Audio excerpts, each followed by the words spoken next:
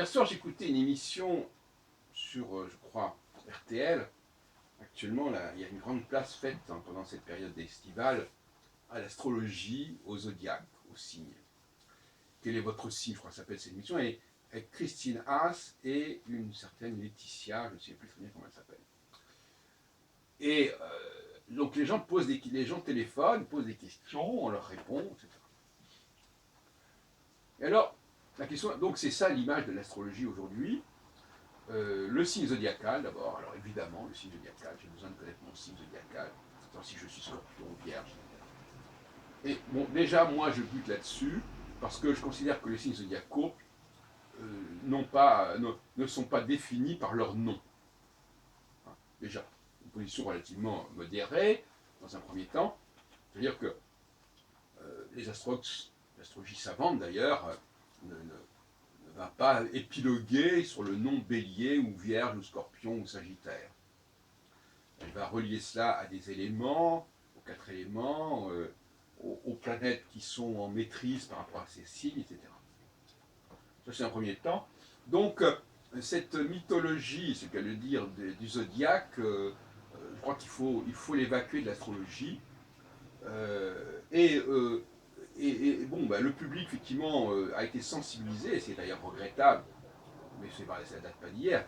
Ça fait déjà plus de 60 ans que Barbeau a publié ses ouvrages, cette collection au seuil, une collection collective qui mobilisait d'ailleurs les gens du Centre national d'astrologie. Et donc, non, non, on n'a pas. Moi-même j'ai participé à des collections chez Solar, chez Chou aussi. Bon, j'ai fait le bouquin sur. J'ai dirigé le collectif sur Aquarius et la nouvelle ère du Verseau. Donc, je suis moi-même coupable de cette façon de jouer sur la symbolique. Dans le bouquin sur le Sagittaire, je me suis étendu sur la symbolique du Sagittaire, de l'archer, du. Voilà. Ça fait quand même il y a des années, début des années 80, donc il y a prescription, ça fait plus de 30 ans. Et oui, je pense qu'il faut évacuer cette zodiacalisation.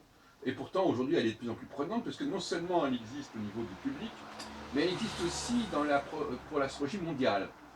Parce que Barbeau avait évacué cette astrologie zodiacale en mondiale, et là, elle revient. On nous parle, dans l'association Source, on nous parle de l'entrée de Pluton ou de Neptune dans un nouveau signe zodiacal, avec tout ce que ça peut représenter. Effectivement, alors je passe à un deuxième temps. Non seulement je suis contre le commentaire lié au symbole zodiacal, symbolisme d'ailleurs qui est largement hybride, qui est largement corrompu, etc. Donc il faut aussi ressourcer tout cela. On nous dit que ça a un rapport avec les saisons ou avec les constellations. Enfin, tout ça, c'est une sorte de marée. M-A-R-A-I-S. Et puis alors, il y a l'idée même de diviser en 12 qui me paraît choquant. Quand j'entendais Christine Haas dire à quelqu'un: ah oui, vous êtes du Verseau, donc vous êtes ceci, cela, je me suis dit, mais qu'est-ce que ça veut dire? Ça veut dire que ce qu'elle dit à cette personne-là, il n'y a que 8% de la population qui est comme ça. Ça ne veut rien dire du tout. On n'a jamais trouvé de statistiques satisfaisantes au niveau des signes zodiacaux. Pourquoi on les utilise? Non, mais je veux dire que. Et les gens, ils gobent ça. Parce qu'effectivement, alors, pour une raison très simple, c'est que ce sont des telles banalités et qui sont valables pour tout le monde. Et alors les gens, bon, finalement, ça ne veut rien dire. Elle aurait pu dire ça à quelqu'un qui n'était pas du Verseau, qui serait du Cancer ou de je sais pas quoi, il se serait retrouvé tout aussi bien. Donc, voyez-vous, tout ça, c'est une plaisanterie, une vaste plaisanterie. Et je souffre, moi, d'entendre, de voir l'astrologie étalée avec autant de débilité, je dirais, franchement. Bon, maintenant, c'est révélateur de quelque chose. Bon, mais il faudrait déjà que les gens se connaissent et sachent en quoi ils sont si spécifiques que cela. Et bon, à mon avis, la seule vraie spécificité, c'est d'être un homme ou une femme. Et ça, c'est déjà tout un programme. Or, justement, là, on ne parle absolument pas de l'homme et de la femme, on parle des signes zodiacaux. C'est évidemment plus facile à comprendre, parce que les gens sont bloqués sur la question masculin-féminin. Par contre, on peut leur en parler pendant des heures du fait qu'ils sont sagittaires, scorpions, etc. Bon, là, il y a un problème, un obstacle psychique, sociologique, de ne pas assumer sa sexualité sur le plan, pas sexualité au sens de faire l'amour, mais sa sexualité au sens d'appartenance à un sexe.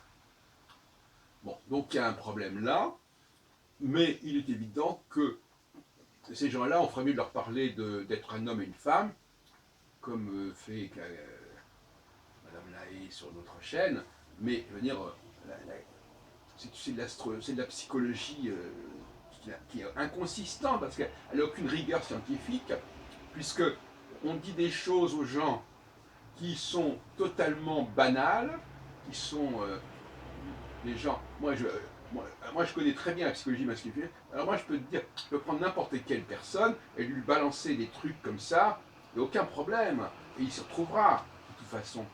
Et alors même, je peux le faire en disant que c'est parce qu'il est de tel et tel signe. Mais c'est une plaisanterie. C'est une plaisanterie, purement et simplement. Donc, et puis je terminerai en disant, au niveau des prévisions, alors on nous parle d'Uranus, n'est-ce pas, on ne sait pas d'où ça sort d'ailleurs, qui a décidé et pourquoi Uranus devrait être la marque des révolutions. Alors, c'est parce que ça a été découvert à l'époque des révolutions. Enfin, toutes ces planètes nouvelles, il faudrait vraiment aussi les évacuer complètement de l'astrologie. Comme si on avait besoin d'une planète Uranus pour déterminer le progrès et le changement. Mais c'est une plaisanterie. Le progrès et le changement, ce n'est pas lié à une planète. C'est lié à un changement de phase, de cycle, de période, mais ce n'est pas une planète. Mon Dieu,